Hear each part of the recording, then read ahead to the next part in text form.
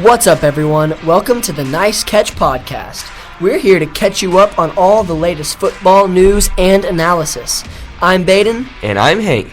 Today, we're going to be talking about the Giants quarterback situation, Taysom Hill, the college football playoff rankings, and, of course, our bottom 10 and top 10. Yes, sir. And like last time, I liked that format. Let's jump right into the bottom 10 and the top 10. Baden, you start us off with number 10 for the bottom 10. For number 10, this is personal, okay? And so do with this what you will. But I'm just going to say, I'm already starting to see Christmas commercials. And it's not even Thanksgiving, okay? Some people, they like that. I know my siblings, two in specific, absolutely love Christmas, which I also do. And they just love Christmas commercials as soon as they can get them. Me, not so much. So, I respect it. But I don't like seeing Christmas commercials a week away from Thanksgiving. So that is why. That is my bottom 10 for this week. I feel that. Generally, I'm kind of the same way. It's like, don't listen to Christmas music till after Thanksgiving, but I don't know why. This year's different. You're just feeling it? It's probably because campus has already started decorating for Christmas. 2 huge Christmas trees on campus. Yeah, seriously. And being in choir and like singing Christmas music for the past month. So I've kind of gotten used to it, but I agree. It's like, when I'm watching TV and like watching the Cowboys play, watching anyone play, it's like, really, like already. I don't know. Hey, Christmas shopping starts early. It's true. Got to get it done. Yeah. For number 9 on the bottom 10, we talk about the NFL. We talk about college football, and we want to throw everything in there. I'm going to talk about the UFL for a minute. And if you know anything about the UFL, well, many of us know this guy from the NFL and college football. McCarron, Alabama quarterback, played for several NFL teams, and was a star in the UFL the past few years. He just got cut from his team, which led a lot of people to expect, he's retiring, or he's going to the NFL, which he has been in recent years. But neither of those are the case. The team he was on, which was one of the best teams in that league, cut him, and we don't really know why. And he said, I want to come back with a vengeance, and I want to come back to that division and play the Battlehawks 2 times a year. And so, interesting, maybe we'll see how this plays out once the UFL season gets closer in the spring. But a really interesting situation with A.J. McCarron getting cut from a UFL team. Yeah. For number 8, I have Tua, who is playing really good, but in his play, he doesn't seem to be protecting himself. And everything that I'm seeing, he's still sliding head first.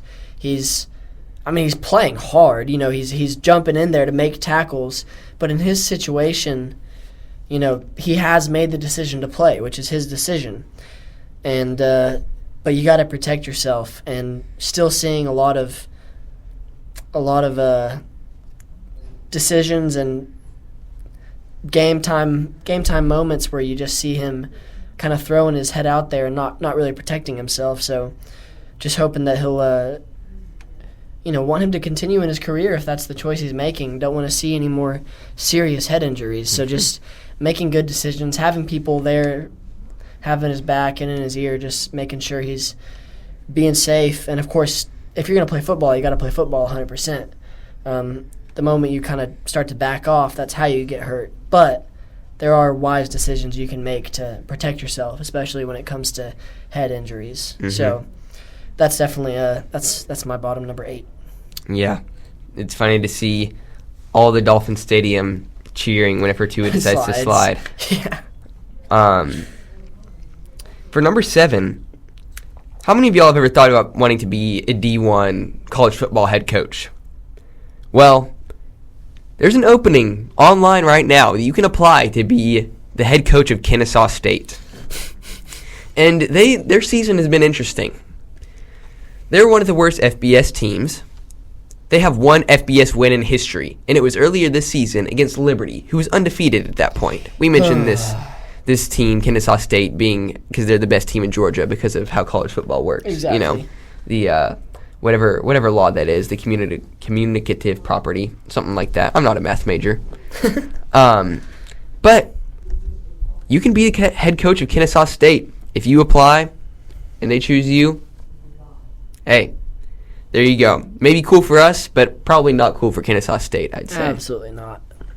Yeah, getting to the point where you're taking applications from anybody for your head coaching job, that's a pretty, I'd say that's a low spot personally. So, yeah, definitely a bottom 7. All right, number 6 on our bottom 10, I have the Jets.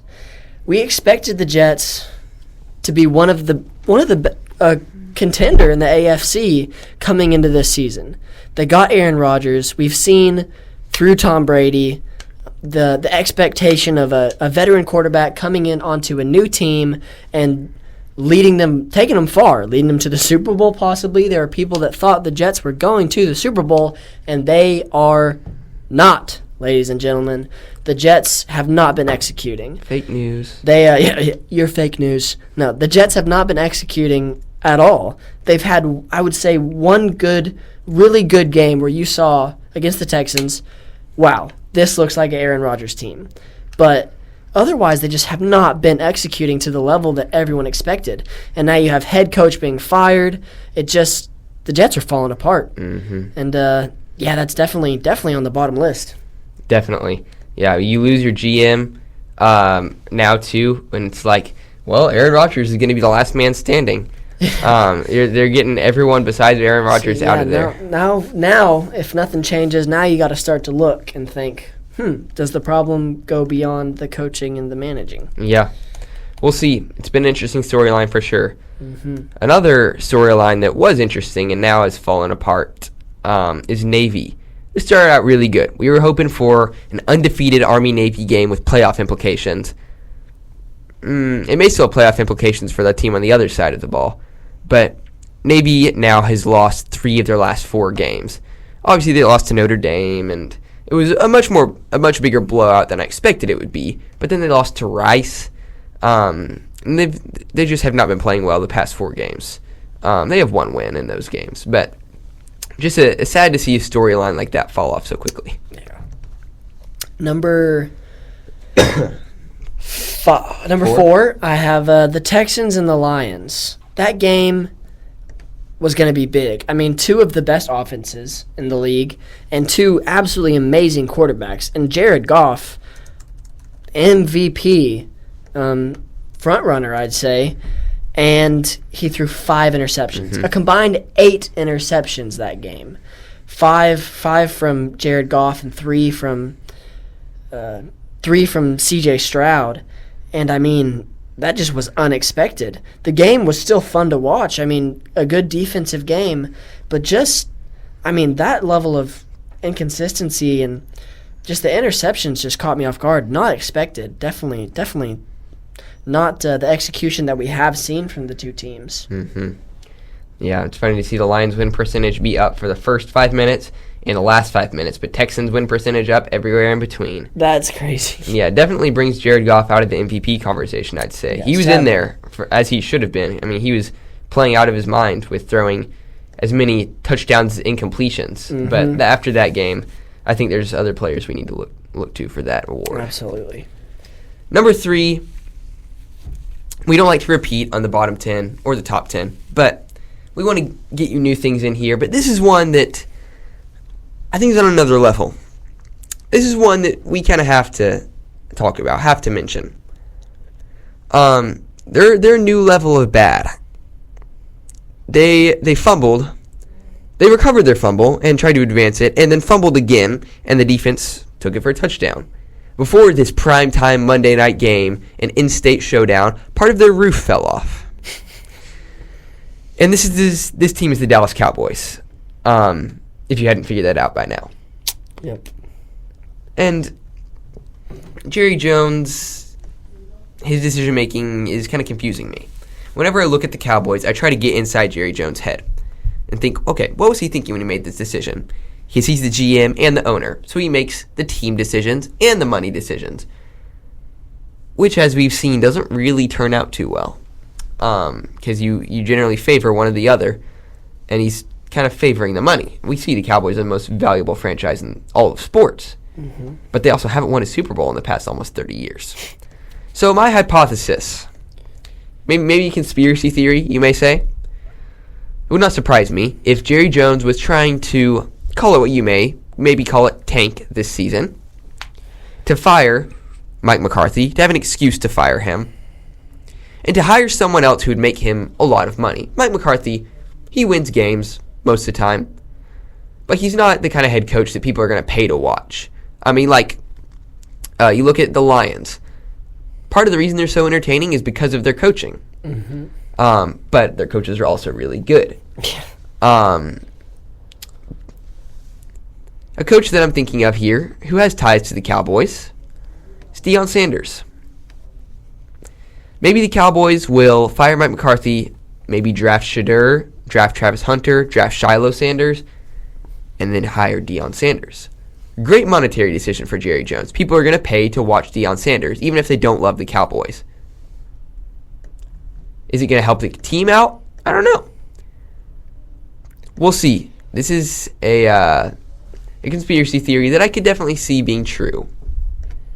But Cowboy season's off the rails. There is technically a 1% playoff chance, and I threw out the Cowboys' playoff chances a long time ago. Yeah, that's pretty wild. That's a wild take, but I hadn't thought about that before today. But yeah, I do think that's it. It makes sense for Jerry Jones to be reaching for Deion Sanders to kind of be tanking the season for that reason. That's not too far off. Say for number 2, we have the Bengals playing amazing. The offense playing amazing. They've had a bunch of tight games, and Joe Burrow is the leading receiver. I think he leads in passing touchdowns from what I saw. He's not the leading receiver. He leads in passing yards, passing touchdowns. They have the leading receiver. I think they lead in sacks, or at least they have the player with the most sacks. Trey Hendrickson leads the league in sacks. Yeah, and I mean, they just are not winning. They're not winning games, and that's heartbreaking because I personally love the Bengals, and I've loved the past few years seeing the success that they've had. And it's just not happening. And I mean, what do you look at? It's not Joe Burrow. You can say that, and it's not Jamar Chase. But beyond that, what's happening with the Bengals? They've just been taking massive L's. But still, they're not. It's not like they're playing terrible. It's not like they're playing like the Jets. Yeah. They're playing well and losing. So it's heartbreaking. It's heartbreaking. It's a tough season. They've had a tough schedule, but still not what I was expecting from the Bengals for sure. No. Nope, that's not on that note. I'll talk about that later. Number 1 for the bottom 10. We've had some good ones on the top 10 and bottom 10. We've talked about all types of stuff. We've talked about the Pac-12 coming back. We've talked about Will Levis and the memes that he creates. But this may be the best one of all of them. And this is the New York Giants quarterback situation. So we hear Adam Schefter saying this is probably the last snaps that Daniel Jones has played with the Giants. And I was a little surprised. I mean, Daniel Jones getting benched, not really surprising. But they've committed it to him for 6 years. And so if you're 6 years in, it's hard to admit it now. And not only do they admit that Daniel Jones isn't the answer, they don't go to Drew Lock, who beat the Eagles in an upset win with the Seahawks recently. They turn to hometown fan favorite Tommy DeVito. And Tommy DeVito won some games for the Giants last year as an undrafted rookie quarterback. But when I saw this news that Daniel Jones getting benched, wow, that's a little surprising at this time. just with how the Giants have managed it. But then when I saw that they were going to Tommy DeVito, it changes the dynamic of the New York Giants because they already were not a playoff team. They were not a team that you would watch for any reason except from League Neighbors. He's the only reason you would watch the Giants right now, or if your team is playing against the Giants. But now, another good GM decision. He realizes that they're out of the playoffs. He realizes that Daniel Jones probably still gives him the best shot to win. Drew Lock's probably still second. But Tommy DeVito, he may sell more tickets than any of them. Yeah. Tommy DeVito, swept New York City, swept the NFL, swept the country with his agent. It's going to be a storyline to watch, especially if Tommy DeVito wins games and puts the Giants anywhere near 500 to end of the season. He could be looking at a big pay raise in the NFL, maybe being a top-end backup in the NFL. So huge opportunity for Tommy DeVito, and it's gonna be fun to watch what he can do the rest of this season. Absolutely. Because Tommy DeVito, fan favorite, but is he gonna continue his NFL dominance of a type? We'll see. Well, speaking of dominance, let's move to the top 10. After talking about the Giants and the wildness going on up in New York, let's go to the number 10 of the top 10 and go west to Detroit and talk about the Lions. We talked about Jared Goff throwing 5 interceptions, but since then, you look at their game against the Jaguars. You look at just their whole season. And this has been a team that is, I think, by and away the best team in the NFL. They beat the Jaguars 52-6. They have been blowing out opponents. Their only loss is the first game of the season. I don't think it's a debate that the Lions are the best team in the NFL. And for that, we've talked about the Lions a lot, but I think just how dominant they are brings them into the top 10 this week. Absolutely. For number 9, I have the Chargers. The Chargers, by all accounts, were not good last year. No. One of the worst teams. 63-7. Yeah, genuinely embarrassing. And what do we see this season? They are a playoff contender. They played an amazing game against, as we've already said, an amazing Bengals just last night, Monday night, 2 nights ago. 2 nights ago. Prime time, Sunday. It's not what I've expected. I haven't heard much about the Chargers. We haven't talked much about the Chargers so far this season, and they weren't really in my mind. They were kind of just out of my field of view, and I was watching them play the Bengals, and I looked at their record and said 6-3. I was not expecting that. I was expecting for them to be better than last year, but I was not expecting them to be as good as they are right now. And so I'm just impressed, and you can tell, the coaching from Jim Harbaugh? Yes. No, John Harbaugh. John, okay. John Harbaugh is turning the franchise around, and I'm impressed, and I'm excited. Big things for the Chargers now. And no telling what's going to happen the rest of the season. Sorry, it was Jim Harbaugh. You were right. Okay, Jim. They're both NFL coaches, and they both have really similar names. Yes. So that's on me. Nothing personal. But, yeah, the Chargers are another team that they've beaten bad teams and lost to good teams. Their losses are to Pittsburgh, Kansas City, and Arizona. And that's all by a combined 19 points, those 3 losses. But we did see them beat the Bengals. I think that does show that the Chargers are contenders. Yeah. If Kansas City falls off this season, the Chargers could take the division. The Chiefs could have to be a wild card team because of Jim Harbaugh and Justin Herbert, J.K. Dobbins. Would be the wildest of cards right there. Definitely. To have a the very Chiefs wild be a card. Wild card. Oh, my goodness. That would be crazy. I'd love to see it, honestly. That'd be pretty cool. Number 8. This can be a bottom 10 or a top 10, looking at which teams you're rooting for. we have 2 game-winning blocked field goals in the past 2 weeks. We saw the Broncos were going to finally defeat the Chiefs, and then a blocked field goal. I was watching that game, and mind blown. I did not expect it. I thought the Chiefs were finally going to lose to Bo Nix and the Broncos. Didn't happen. And then we saw probably the biggest rivalry in the NFL, the Packers extending their win streak against the Bears with the blocked field goal. Yeah. We've seen Bears have trouble with field goals before with a double doink. But this one's got to hurt against the Packers. Rivalry game, blocked field goal. It's just hard to talk about a blocked field goal. And I will say, my roommate is a big Broncos fan, and he had called it. He had called it about 3 weeks beforehand. He had said, the Broncos are going to be the first team to beat the Chiefs. And we were both losing our minds. We thought it was right there. And nope. It was genuinely soul crushing to how that ended. So, and it goes beyond the blocked field goal.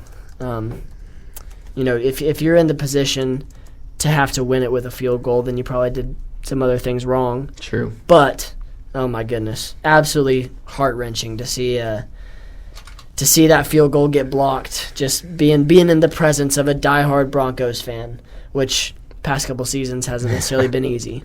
Yeah. Number 6. I talked about a little of this in the bottom 10. Here we go. Sorry. Goodness gracious, just kicking me off. Thanks for stopping me, Baden. No, you're good. Appreciate it. Actually, very similar, related. I have the Steelers kicker, Boswell, going 6 for 6 on field goals and leading the Steelers to a victory over huge rival, the Ravens, without the Steelers scoring a touchdown. 18 points on the board, all from Boswell, 6 for 6. I mean, I had Boswell on fantasy, so hey, well, there you go. That was pretty awesome. But just beyond that, like for a kicker, kickers get, unless you're Justin Tucker, kickers kind of get, there's sometimes the laughing stock. Not all the time. They're very important. People recognize that, but there's a lot of weight on your shoulders. I mean, we just talked about 2 kickers.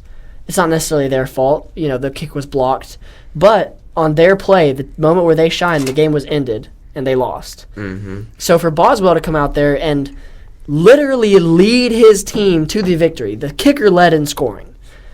And by the only 100%. By 100%. That's honestly pretty cool. Yeah. Now, does that say a lot about the Steelers' offense on that game and the Ravens' offense on that game? Yes, but not good. But I thought that was pretty cool. That's a pretty cool stat, and happy for Boswell, and happy for my fantasy team. I actually still lost in the league, but I haven't. But that's neither here nor there because he got more points than I think anyone else on my team. So I think I had him in another league and I won that one. There you go. But that doesn't matter. What matters is he led his team to a victory as the kicker. It's pretty sick. So that's definitely a top 6, top 7. Top 7 for me. Yep. It's always good when the special teams get some love. Oh yeah. Number 6 now. As I said, I mentioned this a little bit in the bottom 10. Thanks for stopping me, Baden. It's hard whenever to keep track whenever we kind of go back and forth. Yeah, go back and forth in our conversation on the same point, which is good. That's how it should be. It's got to be conversation. If it's not entertaining for y'all. Thanksgiving this season, we get to spend it with our family. We're not going to want to watch football this Thanksgiving. Talk about not entertaining. Yeah, exactly. And so enjoy some time with your families on Thanksgiving. If the TV's on and watching some football, go ahead, but you're not going to be that invested in it probably. These are our Thanksgiving games. We're going to have the Lions blowing out the Bears. So you get to watch the Lions offense, but you don't really get to watch a football game. We got Tommy DeVito versus Cooper Rush. Of all the names to voice crack on, Tommy DeVito. It's going to be an interesting game. That one actually may be a pretty good football game. That might be a close game. you're both bottom of the barrel NFC teams this season, and it's Thanksgiving. And then we have the Dolphins and the Packers, which is random. Like, the Dolphins were supposed to be a pretty good team. Obviously, injuries have hurt them. The Packers were also in the same boat. Pretty good team. Injuries have hurt them. Actually, I mean, they were pretty good with Malik Willis, but they haven't been who I expected them to be, especially with the Lions being in their division. But a Dolphins, Packers, maybe fighting for a wild card spot. Neither of them are going to win their division. This is not going to be a very entertaining Thanksgiving football. So, just to say, enjoy getting to spend Thanksgiving with your families. That's a number 6. Aw. Number 5, I have Texas teams little showdown. We had the Texans versus the Cowboys. And was it a great game? No. Was it a good game? No. Was it fun to watch the Texans beat the Cowboys? Yeah. No, but it was kind of cool to have the two Texas teams play each other, because Texans Cowboys is not a rivalry. They don't really, I wouldn't say they really acknowledge each other's existence, really. They're in different divisions, not to even to say conferences, and they don't really play each other. So to have this time where we got the two Texas teams playing each other, that was pretty fun. Was the game very good? No, it wasn't. But was it kind of a cool moment to just have the two Texans teams? It's been a game that I've been excited for all season, really. And neither season has gone what either team has expected. But getting to have a little Texas matchup, I enjoyed that. So that's definitely in the top for me. For sure. As someone who roots for the Cowboys, I'm not even going to say it hurt, because I 100% expected it. It's too dumb to hurt. I expected it. And I was even tempted to wear a Texans jersey Monday. Out of spite? Out of spite. Like, guess what, guys? I'm rooting for the winning team. No, I didn't, though. But, yeah, that's just fun when you get the Texas showdown. But, really, the Cowboys just played terribly. It would have been better if it had been a really good game. Yeah, if it was a good game. A real Texas showdown. Yeah. A real shootout. We'll get that in a few years. Yes, sir. Number 4, overall rookie quarterbacks. None of them are C.J. Stroud level from last year. Jaden Daniels isn't an MVP candidate anymore. But you look at the main 3 rookie quarterbacks. Obviously, the other first-round picks, Penix hasn't played yet, and McCarthy with his injured his knee. And we've had other people like Spencer Rattler fill in. But you look at Bo Nix, he is making a very strong Offensive Rookie of the Year case. Drake May, even in the Patriots offense, he looks pretty good. And Jaden Daniels, as I said, not MVP level, but he's helping take, he's not the sole reason, he's helping take very low-end Commanders to NFC East contender Commanders. And so it's just cool to see these rookie quarterbacks succeed. Obviously, we've had a lot of young quarterbacks not succeed recently. And so it's always cool to get some success in that realm. Absolutely.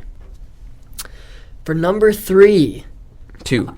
No, you're right, 3. 3. Goodness gracious. Sorry, guys. It's late. It's late. Long day. But number 3, I have the Panthers not being a bottom 5 team.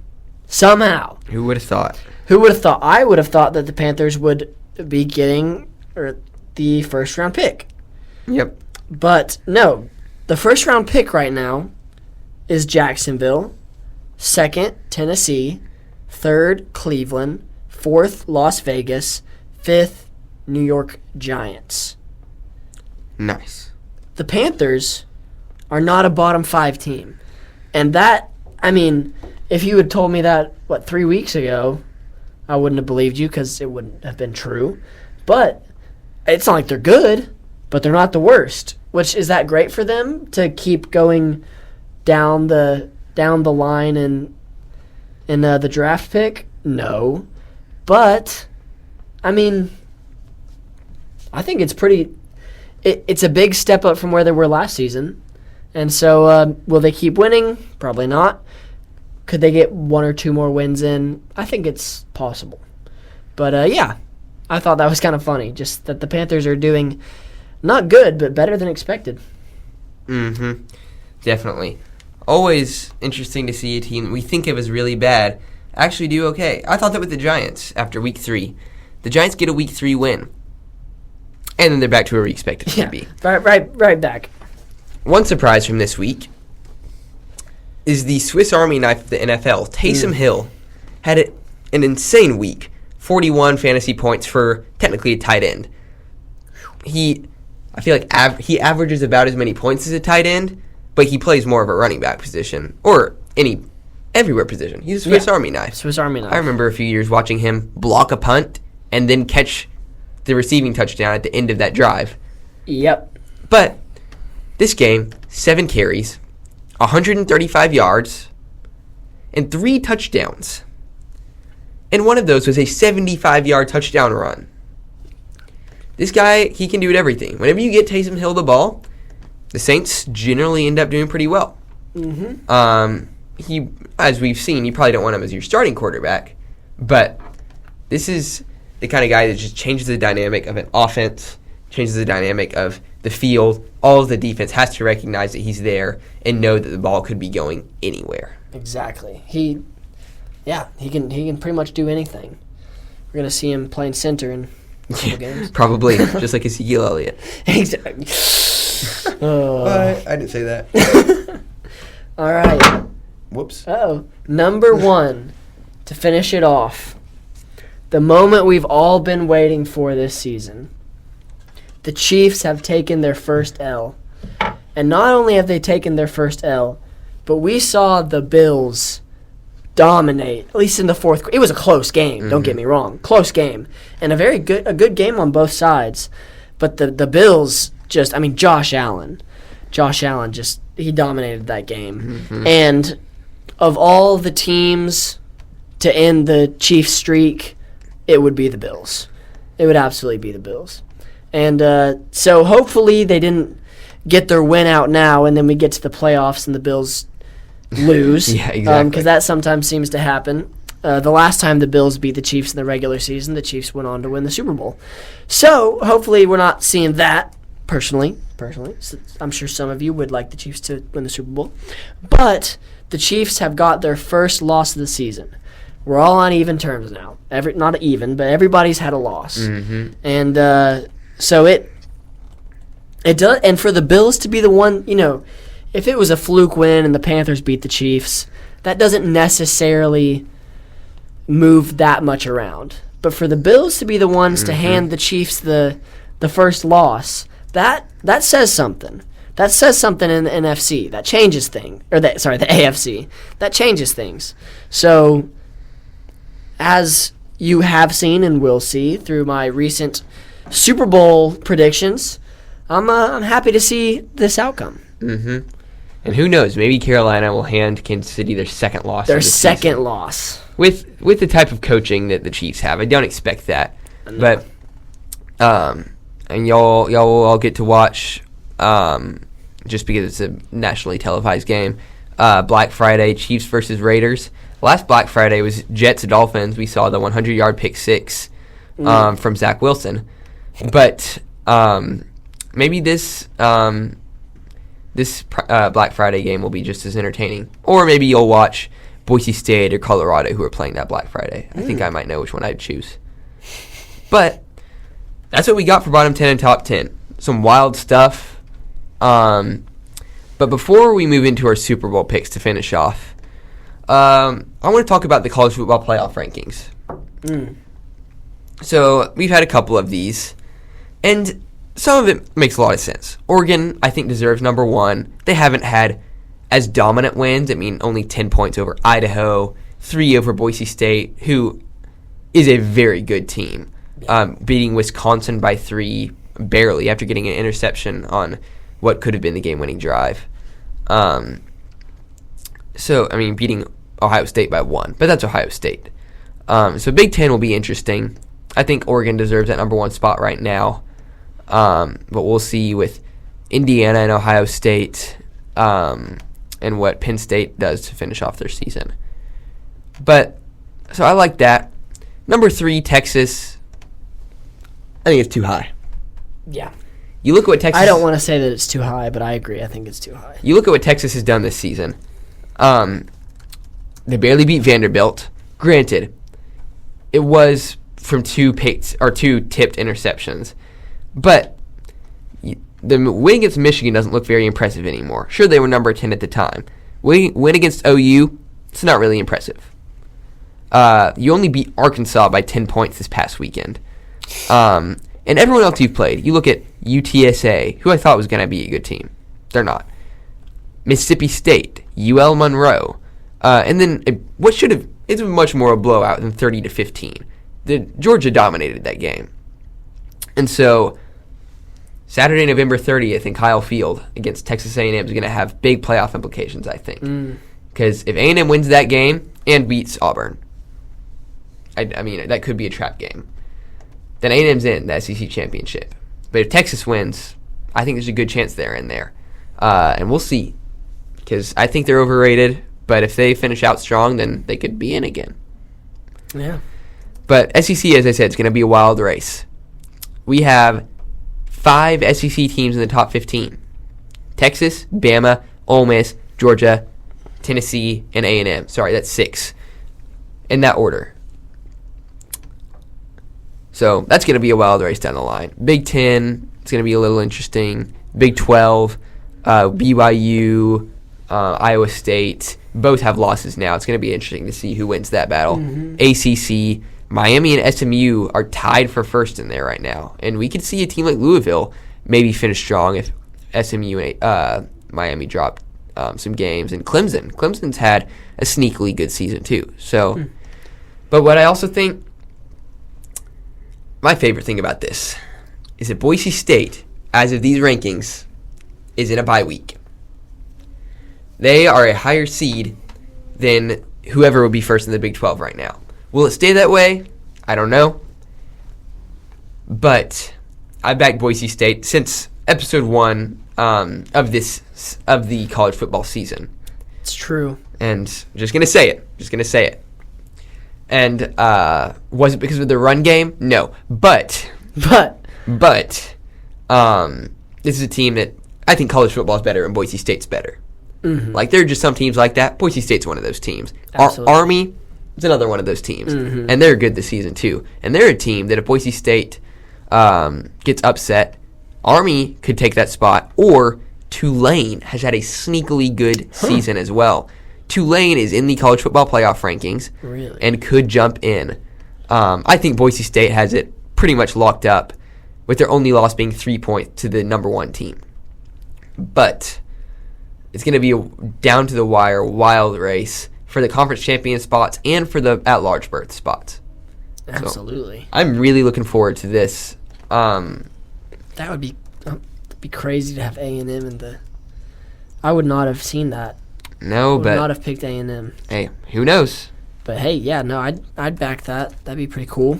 Especially with how their recent success has been. Yeah. As in non-existent recent success. And let's finish it off here. We can give you a little shorter episode with our Super Bowl rankings. And Baden, you can start it off if you want. And tell us who you have winning the Super Bowl as of this point in the NFL. Drum roll. I wonder how that's going to sound in their headphones. Yeah. Lions beating the Bills. Sticking with it. I mean, the Lions are just dominant. The Lions are the best team in the NFL right now. And, you know, the people that I wanted to know how the Bills-Chiefs game was going to go. The Bills won that game. The Bills looked dominant. The Bills looked good. And, I mean, I don't think the Texans can beat the Bills right now. We just saw that the Chiefs aren't beating the Bills right now. Ravens, maybe, but not how they played this last week. They won't be beating the Bills. Who else do we have in the AFC? Steelers? I don't think the Steelers can beat the Bills right now. I mean, the Steelers didn't score any points except for their kicker. So Fair. from what I'm seeing right now, the Bills are going to look dominant in the AFC. The Bills look good. So I'm sticking with Bills-Lions, with the Lions having the ultimate victory for the Super Bowl. And I think that'd be a good Super Bowl. There's some Super Bowls that it's just like a nail-biter the whole way through, and I think that would be that kind of game. Mm-hmm. Yeah. I mean, the Bills look like contenders. I think the AFC is definitely a little bit of a wild race. The NFC right now, it's Lions above everyone else. You look at right after the Lions are the Eagles, who they've been good this season, but they haven't been super impressive. Vikings have fallen off more recently. Packers also fallen off a little more recently. That's not true. I don't know why I said that. They just haven't been very dominant this season. Yeah, Commanders have fallen off thought. a little this recently. But so I think the Lions are, as I said, by and away the best team in the NFL. And I think as of right now, even though favorites generally aren't safe picks for the Super Bowl, I think the Lions are a team that I am very comfortable with backing for the Super Bowl right now. We have not seen I haven't seen anything that's made me think that the Lions aren't going to win the Super Bowl. Mm-hmm. Besides, 5 interceptions is a little worrying, but they still win against a good team. Still won. So the Lions are the team I have by far the least worries about. But the AFC, as I said, it's going to be a little wild. Yeah. I don't think it's going to be one of the favorites. I don't think it's going to be the Chiefs. I don't think it's going to be the Bills. Really? The Bills, we've seen a little too many mistakes from them this season. Josh Allen has done really well with his turnover game this season. That's been everyone's biggest complaint with him. But he's done well with it this season. So I think that the team in their current form that has the fewest amount of mistakes, that has the greatest chance of beating the Lions, is the Steelers. Really? I'm sticking with it from last week. All right. You look at Russell Wilson is undefeated as the Steelers starter. You look at their defense. You look at T.J. Watt and everyone that they have on that side of the ball. Yeah. And you look at how their offense has looked. Obviously, they did not score any touchdowns, but that was against the Ravens. And they won. And so it is a little worrying that they're kind of a TCU 2022, like they find a way to win type team. And then whenever they don't find a way to win, it's embarrassing. But this is a team that I think, second to the Lions, has the fewest amount of holes. The Chiefs' offense overall is just not good this season. The Bills, just a few too many mistakes. But the Steelers, you look at after the Mike Williams trade, that makes their offense just a little bit more dynamic. Yeah. Najee Harris, I thought he was falling off. I thought this would be his last season as a starter. But he's taken a step up, and Jalen Warren is doing a great job at being a change of pace back. Mm-hmm. And even if Russell Wilson gets hurt, Justin Fields looked really good. Sure, he lost a couple games, but he's a very good backup to have on your team. And I think someone that probably will get there's a very good chance he'll get a starting job back next season. But Lions over Steelers, I was really hesitant to pick the Steelers after our last episode, but I did it, and it looked really smart now.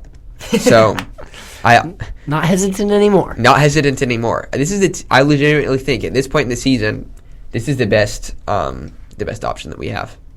I respect it. Don't fully agree with it, but I respect it. Hey, that's fair. We got 3 months. Yep. A lot can change so in 3 months. much can change in 3 months. Panthers. Panthers. I don't know if maybe that not. much Maybe can not change. that much. Maybe not that much. Yeah. Awesome. Well, thank y'all for tuning in this episode. And thanks for listening to the Nice Catch podcast. If you love football, continue to tune in each episode from the off season all the way through the playoffs. This is the Nice Catch podcast.